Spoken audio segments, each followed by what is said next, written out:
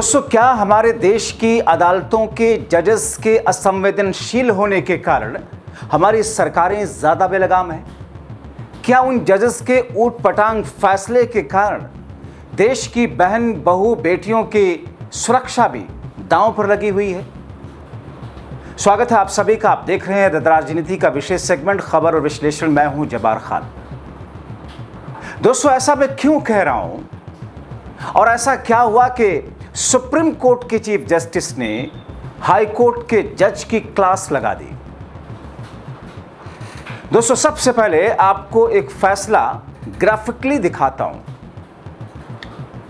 Court milord ने कहा कि बंद कमरे में जबरदस्ती महिला का सीना दबाना, उसकी छाती दबाना, सलवार उतारने की कोशिश करना रेप की कोशिश नहीं है, और इसी के साथ उन्होंने आरोपी को बरी कर दिया।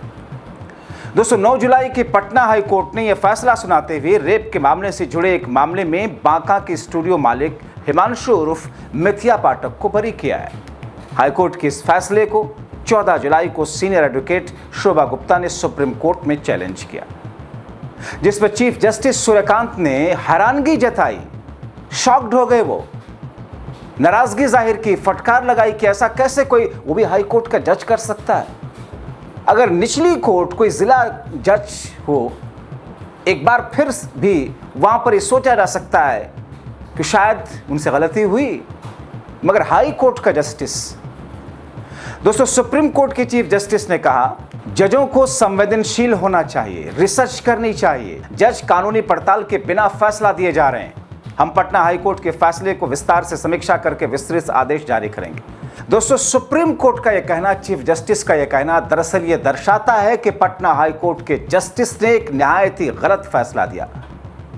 दोस्तों, आप सोचिए कि हमारे देश का कानून, संविधान या हमारे देश के गाइडलाइंस, नियम, जहां पर महिलाओं को जिस सम्मान के साथ, जिस सशक्तिकरण के साथ, जिस तरीके से उनकी पूजा तक की जाती है, वहां पर सारे चोर दरवाजों को बंद करने के प्रयास किए हैं कानून ने।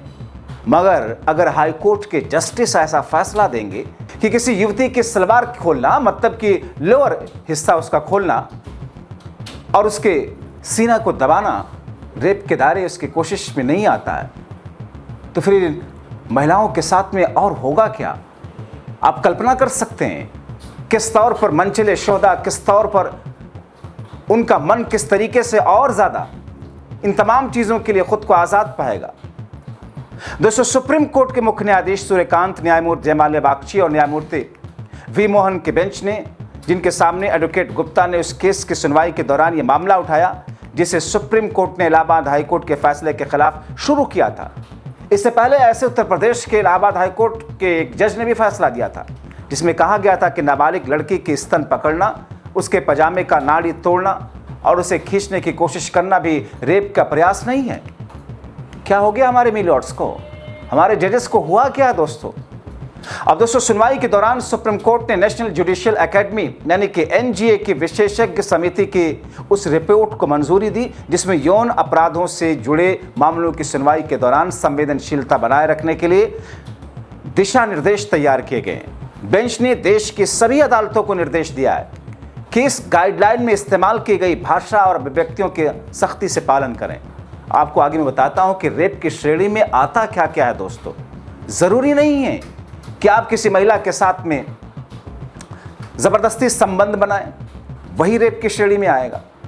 जबरदस्ती का मतलब यह है कि भले आपने सहमति से संबंध बनाए हो, लेकिन अगर उस महिला ने उसको कहा कि हमारे साथ जबरन बनाया गया है, तो जबरदस्ती संबंध की श्रेणी में आता है।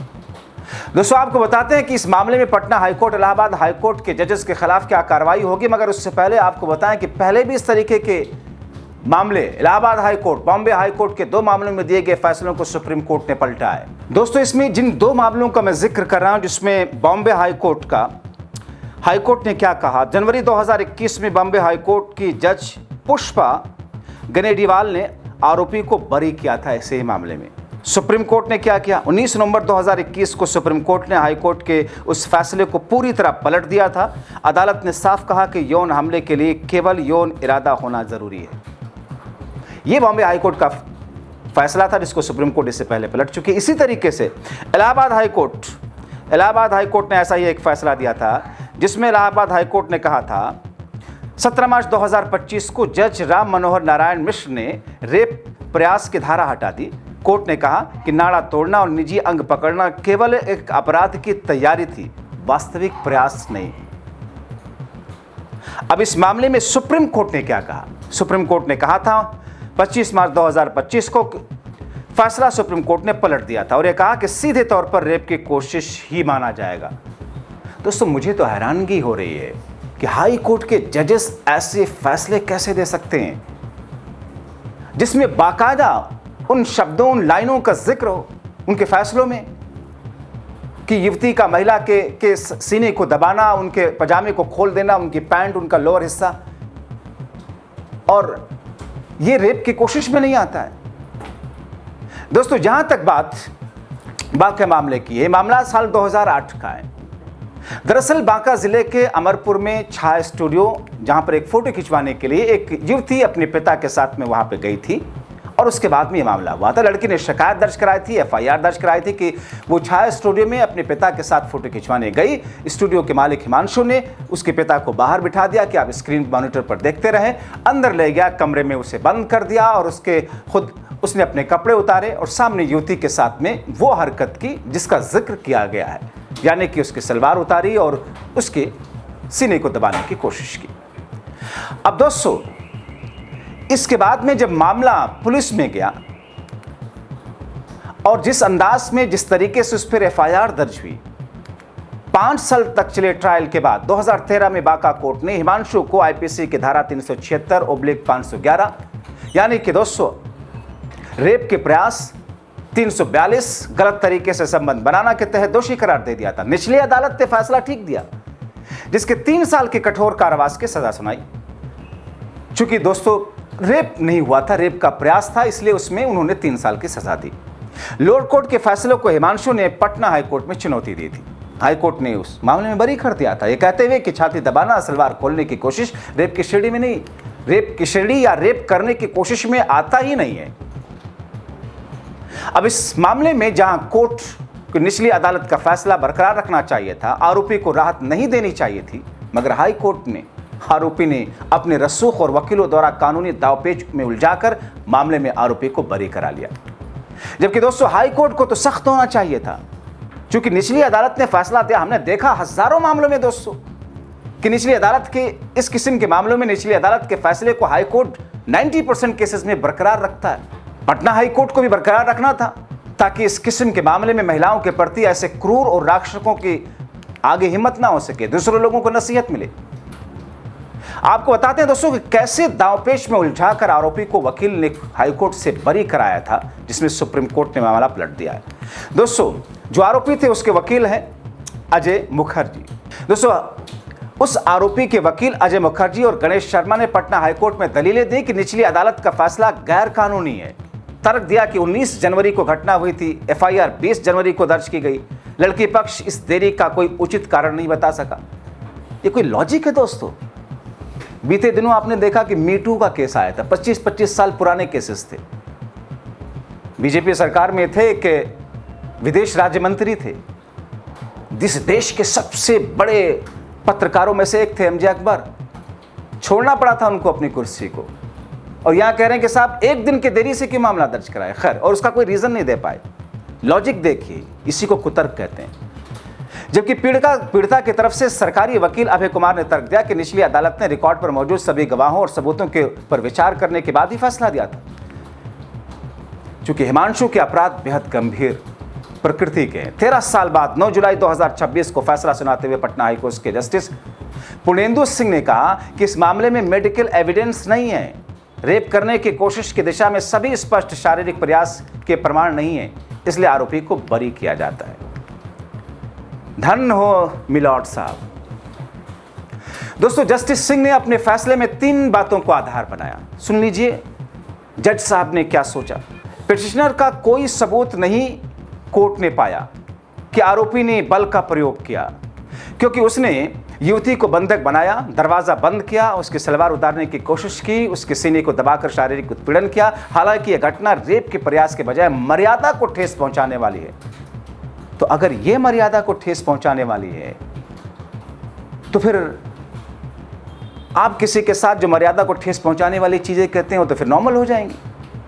अदालत ने कहा कि पेनिट्रेशन का जरा भी सबूत नहीं है और ना ही रेप करने के प्रयास की मेडिकल पुष्टि है। युवती की मेडिकल जांच नहीं की गई। मेडिकल जांच चोटों की प्राकृतिक और कारण को साबित करने के लिए आवश्यक होते हैं। दूसरा, उनकी जो दलील थी जज साहब की, युवती को की मेडिकल जांच नहीं हुई। इस केस में बहुत खामियां हैं। 5 गवाहों में एक ही स्वतंत्र गवाह था जो मुकर गया। जांच पूरी कर चार्जशीट दाखिल करने वाले जांच अधिकारी से मुकदमे के दौरान पूछताछ नहीं की गई। इसके अलावा चिकित्सा अधिकारी की भी गवाही नहीं कराई गई। तीसरी जो उनकी बेसिक लाइन थी कि सिर्फ माता पिता ही पुख्ता गवाह है। पिता ही मुख्य गवाह है जिनका इस मामले से उसके नतीजे से सीधा संबंध है। अदालतें मानती आई हैं कि ऐसे गवाह अपने पक्ष में तथ्यों को बढ़ा चढ़ाकर पेश कर सकते हैं। इसलिए स्वतंत्र, विश्वसनीय और अचूक साक्ष्यों की पुष्टि के लिए बिना केवल इनके आधार पर सजा देना ठीक नहीं है। हालांकि प्राथमिकी दर्ज करने में हुई देरी पर पीड़िता का यह बयान स्वीकार है कि पुलिस स्टेशन में थाना प्रभारी ने शुरू में केस दर्ज करने से मना कर दिया था, जिस कारण एफआईआर अगले दिन हुई। दोस्तों, सुप्रीम कोर्ट के कृष्ण कुमार मलिक और संदीप राय मामलों का हवाला देते हुए कोर्ट ने कहा, यौन अपराधों में पीड़िता की अकेले गवाही सजा के लिए पर्याप्त हो सकती है, लेकिन इसके लिए गवाही का बेदाग और पूरी तरीके से विश्वसनीय होना अनिवार्य है। अगर गवाही में कमियां या विरोधाभास हैं तो बिना स्वतंत्र पुष्टि के आरोपी को दोषी नहीं ठहराया जा सकता।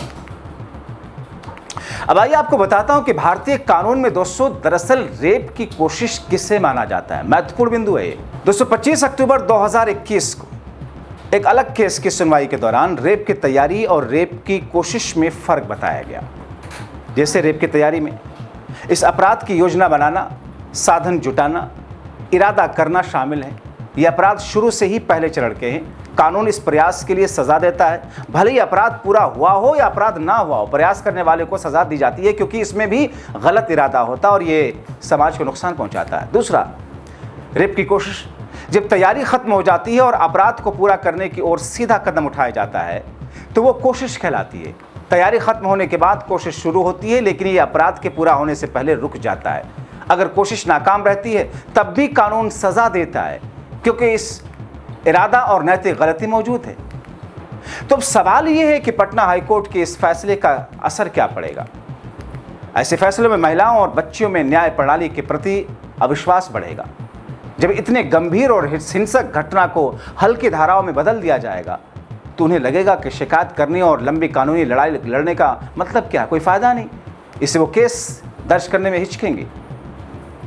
जबकि दोस्तों, कानून का मुख्य उद्देश्य समाज में डर पैदा करना है ताकि अपराध रुके। जबरन कपड़े उतारने या शारीरिक शोषण जैसी घटनाओं को तकनीकी आधार पर कम गंभीर अपराध माना जाएगा तो अपराधियों के हौसले बढ़ेंगे। दूसरा, महिलाओं के साथ ऐसी बर्बरता को बलात्कार की कोशिश जितनी गंभीरता से नहीं लिया जाएगा तो महिला सुरक्षा को लेकर डर का माहौल बनेगा।